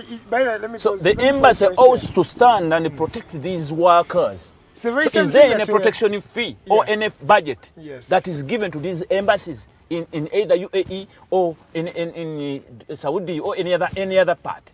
I was going to come. Is there an initiative to even put the attaches, because we push them, by the way, I heard them saying we are going to put the attaches but we are warning them. These attaches must have an history of having worked abroad. First wait. Not to go there and frustrate our rights. Abdallah, first pause there. I have a question for you. You're really talking about these migrant workers and you're talking a perspective of UAE and other Middle East countries. But we have Ugandans who are stuck in Afghanistan right now. Countries like Afghanistan, countries like Canada, countries that are European countries. How are you actually helping these ones as well? Because it looks like you're capitalizing on more of the Middle East. Yes, Middle East have got the challenges, it is true. But then there are other Ugandans that are stuck in other countries. Yeah, and the government is also hiding in the reason that these people went there illegally. So we cannot even account for them because the Ministry of Foreign Affairs. So there, in our advocacy, we've been looking so much on the rights. And most of the migrants, whatever noise that is coming from the rights frustration in the Middle East. Yes. And also imprisonment of our own in the Asia, right? Without reasons or even accusations. So that has been the noise. So far, those in Afghanistan are political, whatever, affiliated reasons. So with NHCR, I know they are trying to do their best. Me, I cannot talk much when I see UN already over, right? Of course, they cannot say these are Ugandans that are kumanya. No, they will bring them as others. And also, if any Ugandan feels better to come back home, we will come. But what we don't want is them also to be forced to be repatriated. That forceful repatriation, we condemn. One has a liberty to stay wherever he wants. So baganda bafa bagala okubera mu nsiji baba basazeewo ogenda nga yawulira ali okay eri abali mu Afghanistan nga bali ki nga bali okay nze nabeerako mu kitundu China bakita Xinjiang for some like 1 year when I'd finished my studies nga mbeerayo nkola ne batandika okukwata bino ebintu ba terrorists and all that, so Xinjiang became a bit, you know, nga tosobola kuwangalia so nga abamu baddukayo ne basala ne badda mu provinces endala. Ninzi nagamba nze ndi muna Uganda and I'm here, I entered in the laws of what nabiirayo sirina kye nafuna bajjanga ne basirikale nga bangi ku nguudo biki, the city is more invigilated naye nga we were okay. So omuntu asobola okuba mu Afghanistan naye nga omutaliban tamwinaako ki, so we shouldn't get in too much fear. You know, media may make it like that. Amplify it. No, the real thing is abasinga okufa ate kati tetunawulira mu Uganda afudde mu Afghanistan wabula abafa ate bali mu nyumba Saudi who are ignored just like that and then they end up dying. You know, nze ng'omusawo waliwo kyengezaako okuwa attention nti bw'ondeetera omulwadde ku ddwaliro ewange ntunuulira nnyo omulwadde ono ondeetedde abalwadde babiri aba accident kubaako akuba enduulu abiwundu afunye bruises. No, waliwo oli asirise, maybe he's suffering an internal bleeding, a spleen may be ruptured, but what there is not showing anything. Nga omubiri gwe guli okay, but mere observing signs of shock, you can know this person needs an emergency. So you see me carrying someone who is quiet, you say kati gole se ono ali bubi nnyo. It doesn't, you know. So, yes, it is going on. There is political instability there, but we have an economic instability still in Uganda, which is more important now to me than the political instability in Afghanistan. The economic instability in Uganda, which even the government knows. I don't hide about it. Are you rich? Do you feel comfortable? The problem tetwagala kuchogerako. Are you okay? Okay, if you're okay, why are your sisters moving up and down? Let them settle home. Who is chasing them here? So if there isn't any economic instability here, government works on pressure. If we don't tell government these things, my friends, we are going to be left like that. Our people are going to die desperately. But we can still tell our government. That's why government embraces people who come and check it. Yes, you don't need to fear. You have a right to check it. Right. So any youth or any Ugandan ng'omanyi oli eyo oba oli ku kyeyo tosirika togamba mbu buno baŋŋamba kampani yaŋŋamba siyogera. No, yogera. Bagenda kukuttira bwereere. Ekyokubiri baddira abasajja baba kampani ne bagamba abaana gwe bw'olaba boosi wo ayagala kukukwata teekawo kamera olikodinge oba si ekyo mukangemu kamera bw'agiraba ye takwata ki mukange n'akaso kakati oli mu nyumba y'omuwalabu kamera ze ziraba ennyumba ye yakusasula yakulisa ate okutta akambe. In this case ekyagala kigenda kuggwako akuvunaane musango gwaki often time mulaba bannaffe abavuddeyo nga mu butuufu bamya omusaala ne bagenda mu kwekalakaasa naye miya kukwata akabiriti n'ayokya bamusako gwa ason owulira ne beerabira emisaala gyonna gye babadde bamumye welaazi bano abalala bajja baleka naye ye bajja mukwata bamutikke olaba. Ekyokubiri mu mawanga bannaffe gye bagenda agamu we should look into their local laws amateeka gaabwe. Bw'obanga Uganda yagenda Saudi Arabia neta negotiating bulungi tusaba next time bwebeddayo ku second bilateral ey'omwaka ogujja tubeere nga batunuulira ki bagenda naffe. Our views should be carried along. A representative of workers should be part of the panel. Then we shall not rebel. Nti bwe mutuukayo ne mutugamba nti mututunze mu nsi naye ng'etteeka lyayo ligamba under Article 41 the Saudi law tells any foreigner you don't have a question you ask a Saudi Arabian man kyaba kukoze. You see where the compromise is. N'abama company tebamanyi bakita beewaana tukola business omusanga atuuye asimula entuuyo tukola nnyo alhamdulillah abaana tubawadde emirimu bawadde emirimu. You don't research. Abdallah, you are selling Ugandans into slavery. Yes. Let's first answer the questions of the people that they have been asking you. Evans Moyofu, he has these questions. Can it be possible for a person who is being mistreated or having evidence to sue the company responsible for his or her exploitation? It is very possible. It is very possible. Produce your evidence. Come to your association. Jangu eri binyonyi binno. Yes. Bono jagwe tuwe evidence. Oba jangu mu kitongole kya Migrant Workers Voice otubuulire nti kino. We have helped millions. Hello. Yes. And they know what we are doing. Once we step in, we are not a bulldog without tooth. Okay. Yes. Rogers has another question. What is the role of your organization, sir, if these migrant workers have to stand up for themselves? I believe none of them would love to go through what they are going through, but it's a clear indication that they have always been sidelined, but because of unemployment, they decide to keep silent, in brackets, kumanya na kuyabwe. So the question is, those of you who are the advocates of their rights, what are you doing to address those particular issues? One thing I'm doing is being here right now. Yes. My being here means if you help me and you don't oppose me, you only support me, we are going to win. Sure win. When we get more in numbers, we are going to tell government one day, please, we want you to put it on a standstill. If we say Fernand teri addamu kuweereza sente okumala emyezi 2 oba 3 buli omu n'ozitereka gy'oli ebweru, this government is going to realize something. We are losing money. Yes. They will realize something. That is a one-step demonstration. Gwali eyo ogenda leka kulowooza nti olw'okuba Kayonde avuddeyo Abannayuganda tulina tendensi eyo omuntu wavaayo mumumenya ne mumumenya naye nga ne yeetaaga olusi funds okuyimirizaawo kyakola mumumenya ne muddamu tuyambe nga bwe mumuyimbira naye nga muli mu kamooli kikyamu nnyo you begin putting us to a test okulowooza nti ffe nabo twakyeŋŋanga n'olutyo tukivuna eyo n'abatukubira ssebo essimu n'agikuba gwe ssebo sibe mwe ba gavumenti mwagamba muyamba n'omugamba please me I don't work for government owulira kale nammwe mutuusaamu si bulungi era nsaba mukyuse buvunaanyizibwa bubaliko. Hello, good morning. This is the Mic Drive. Hello, Arnold. Oh yes, Arnold, thank you for calling in. Yes, you're welcome. Nze mukulu Kayonde. Yes, sir. Nti balina enkolagana wakati organizations ezitwala abaana wabweru nabo nti omwana waba amaze okufuna kampani yamutwala bo basobola okumutraininga n'okumuyisaamu engeri alina okutambuza emirimu oba bo bazirwanirawo bokka abafunye obuzibu ze n'ekirala kinebala okumanya omuntu okunyamba alina kubeera memba alina kusobola okufuna buzibu nkola ntya okufuna obuyambi oba okufuna okumanyisibwa nga tutafuna buzibu bwonna Kale tuyanziza Arnold bali tukubirako.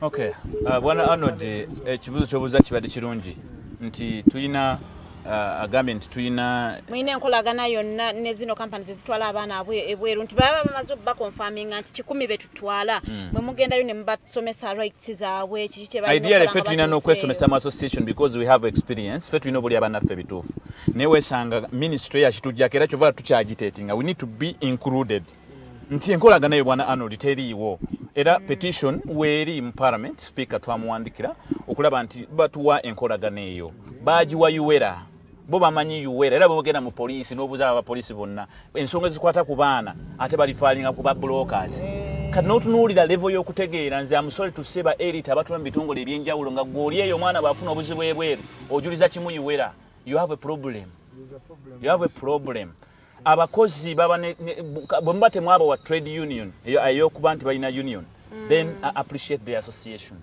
they will be able to convince their peers but you are not going to keep on forcing their peers into what they don't want or into hoodwinking them. Then another question was that muyamba abo boka abafunye buzibu musobola okuyamba omuntu now basimemba. Migrant Workers Voice, I told you when we came bannaffe bangi balaba nga what we are doing is really good.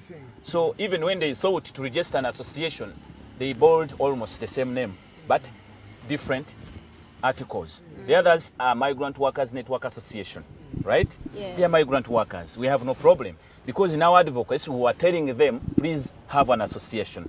They registered a network to join them. So naffe ngaffe abayambira obwerere wetuli ng'ekitongole because for us is to agitate and wake up them.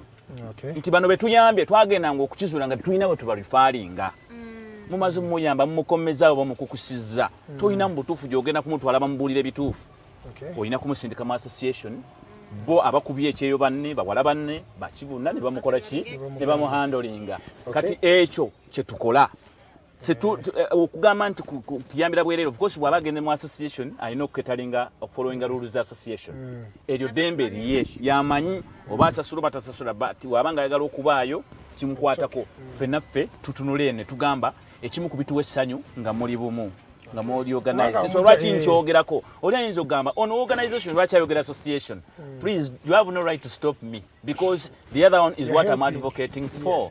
Okay, we have more comments here. It's true Filipino get a lot of money. They started from 1.5 because their government did. They have a collective bargaining. Yes, so yachogedeko. Then walo no mchala nabukera agame in simple terms Mr. Abdallah. Or the spelling Abdallah cheka missing the B na tuchitegede. In simple terms Mr. Abdallah, would you suggest that people should stop going to Kubacheyo because their bosses are like that? You can't change your Mwalabu's character. That's where we change a mindset. Because we can't avoid going there. Okay. You get my point. So my sister ensonga lwaki tukugamba jangu otegeera ebituufu ogende mu kyogenda okukola ki naye obuzibu webuva kwe kuba nti ono akutwala takubulidde mazima n'otuukayo n'olwanagana bulwanaganyi n'oyo instead of otegeera kalicaye ate ogirwanyisa bulwanyisa. Yes, government, as we wrote to government several times, the ministry promised us of recent that they are going to do an increase. They are also going to write to Saudi in their bargaining to get a more salary. But we are saying, yes, they will do it, and again, but salary wo mutono. Twetaaga okubaawo. Yes.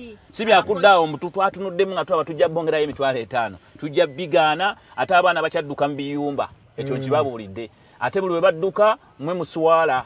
But even this, this symbol, the word Yumba. Auntie Rano walo Rashid Smile agambye, Mr. Abdallah, I hear Yumba. That term always confuses me. You mean they are not kept in good houses instead of Yumba? Awalabu, these are Balangira. They are in a kingdom. So family we are Zimba Makawa kukalina kwabera. Kati umwana bamugamba wanu we waka ozokubeera. Lera asumula kisenge kya senga lyali kuchakojja bwe bityo bwe kugamba nga guba guyumba. Okay. And awono we waba n'obuzibu nti eno baba ba signing sendagano babagamba ogenda kolera ennyumba y'abantu 7 nga sina 15 nga buli nyumba nga nyumba nene ddala nga bamugamba gegana amaka n'agenda mu overwork. Neffe tuvayo often era ne twogera ne ba boss direct ne tubagamba kuba tewali kawairo katugana ne tubagamba sebo kyusa amera n'awuliriza naawe omwana waliwo wano n'omulala. Musobola okuba ba lawyer if they come to you. Yes, like. Yes, we do. Now we have a case in Saudi Arabia whereby one of our member was buried forcefully. Police ordered when she died after they buried her. Yeah, after working beyond the contract for 3 months. She ran mad within the 3 months. Boss drove her and dumped her at the airport and then stepped out. He claimed now police picks the girl, takes to the shelter. The girl dies from the shelter. You know, now police sees itself being handcuffed because the one who dumped the girl, the boss, the employer, he's a big man. So they cannot. So maybe he ordered muzike mbweru. They just ordered to bury. So we are pushing, and government already accepted and protested back. I don't know Saudi Arabia via our agitation to make sure until Mulambo Guba exonerated, be brought back home. I don't know when we shall reach a time when we can say the country is overvaluing our life. The problem is our division. Divisionism. Now you see, as I'm talking, others are seeing negatives. But I appreciate it. It brings a healthy life. Yes, so I just call upon the migrant workers not to be negative in this battle. Let us all first unite. Clap for Kayonde, clap for anyone who stands up and say our right matters, our life counts. Then we are going to get it. Government will know. By the way, government is not informed until we tip it. Okay. So wali oliyo onenya government etemanyi. Oluse buzabuzibwa bwe mwogerera tulira abaana bano balaja naye ani atubulira ekituufu temumanyi. So we may not blame it. Mujibulire until you organize and tell it clearly. Let's continue with the messages because we are about to end the show. Elisha Swaib.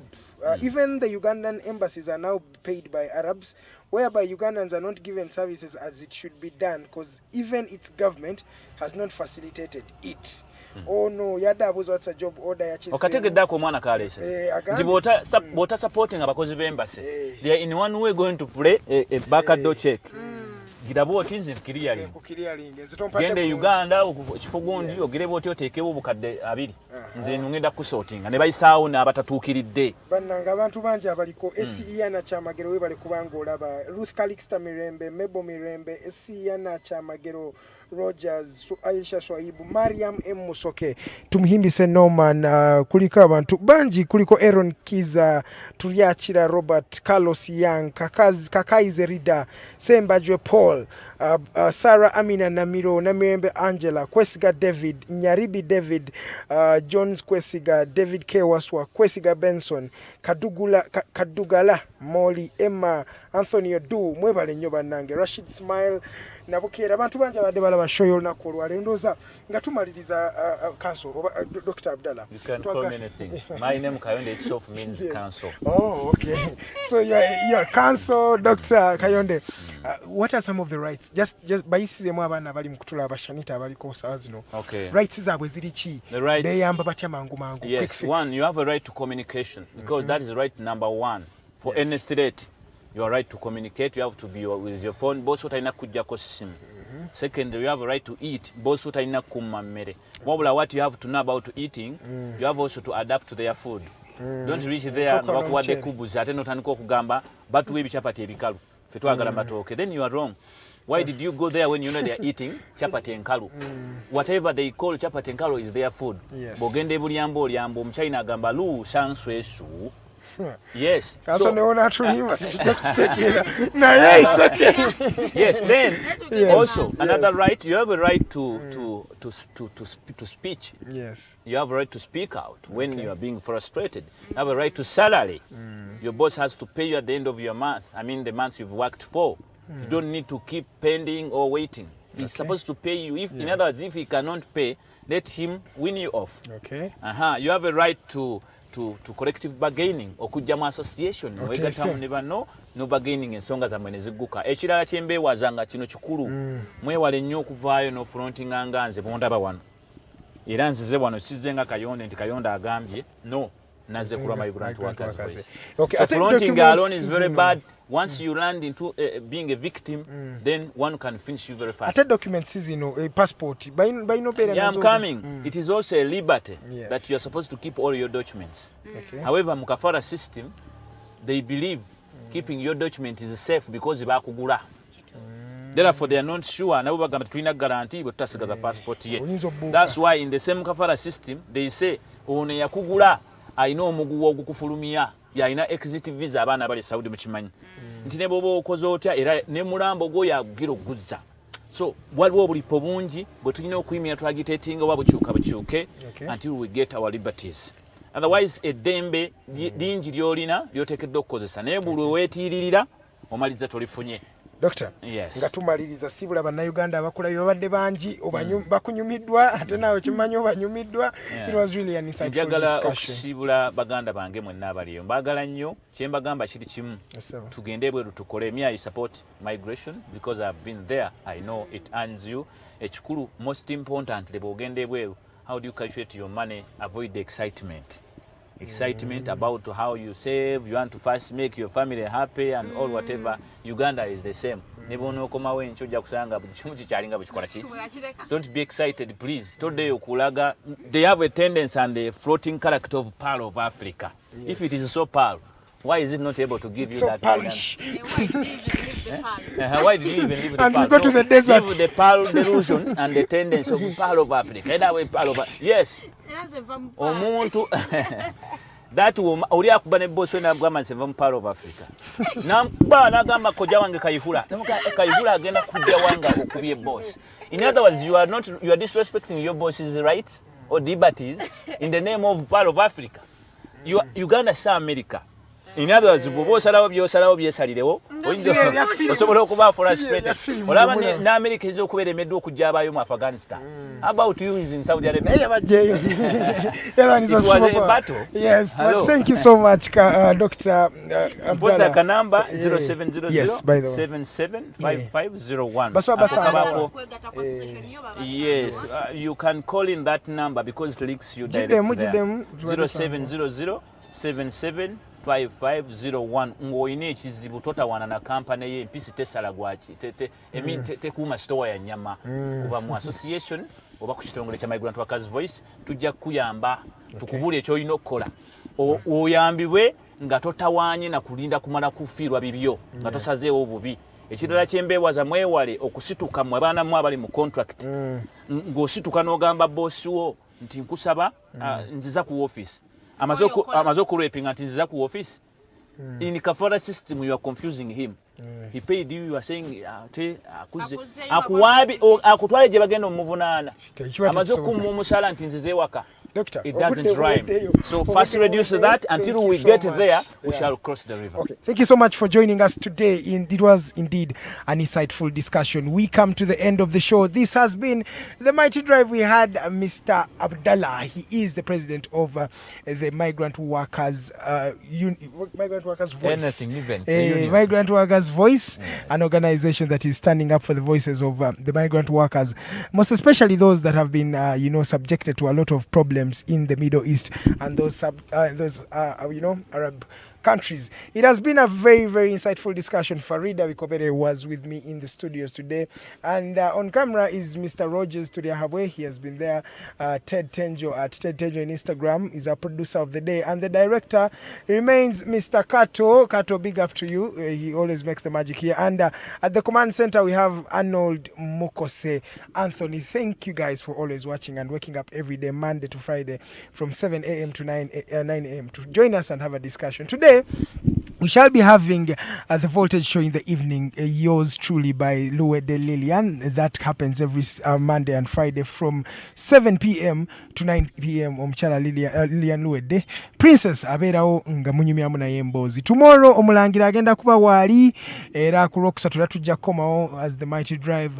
Then on Thursday it's the in-house Thursday. Era tujja kubeerawo Friday okimanyi ebeera musical drive. We bring music and entertainment to you. Ladies and gentlemen, ndooza nze ne Bwentema. Good morning.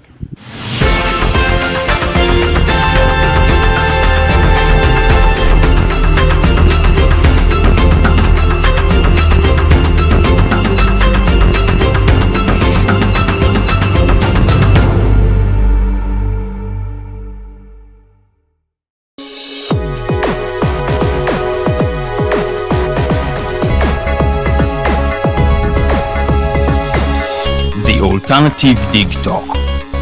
Real issues, real talk.